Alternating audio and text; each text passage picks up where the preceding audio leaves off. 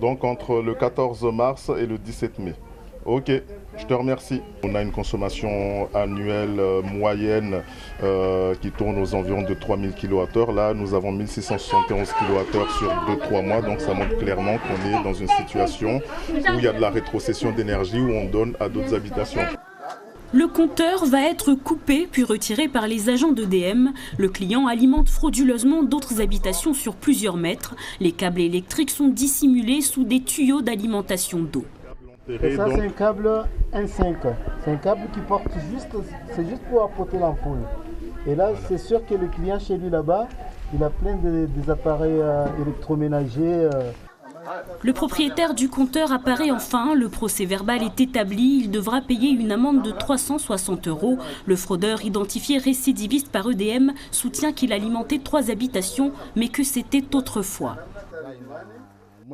Il y a plusieurs mois, on est venu nous dire que celui qui distribue de l'électricité doit cesser. J'ai donc arrêté.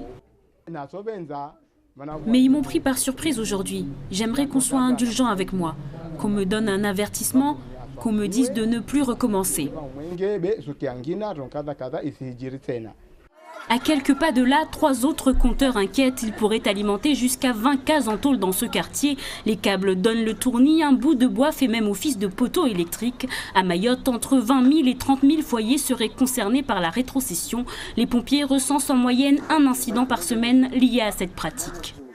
Là où nous intervenons aujourd'hui, vous voyez autour de vous, il y a plein d'enfants qui jouent. Vous avez vu, il y a plein de câbles qui passent sous terre et qui peuvent avoir donc le risque d'être dénudés ou un domino qui lâche, un gamin qui peut mettre le doigt dessus. Vous avez vu également qu'aujourd'hui il a plu, donc l'eau, la boue, l'électricité, ça fait pas bon ménage. Donc depuis de nombreuses années, nous luttons contre ce phénomène au quotidien, toutes les semaines, tous les mois. Il ne se passe pas une semaine ou un jour sans que nos agents interviennent pour sécuriser les habitants.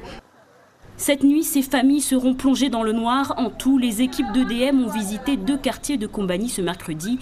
Des propriétaires de maisons en dur pratiquant la rétrocession ont aussi été verbalisés.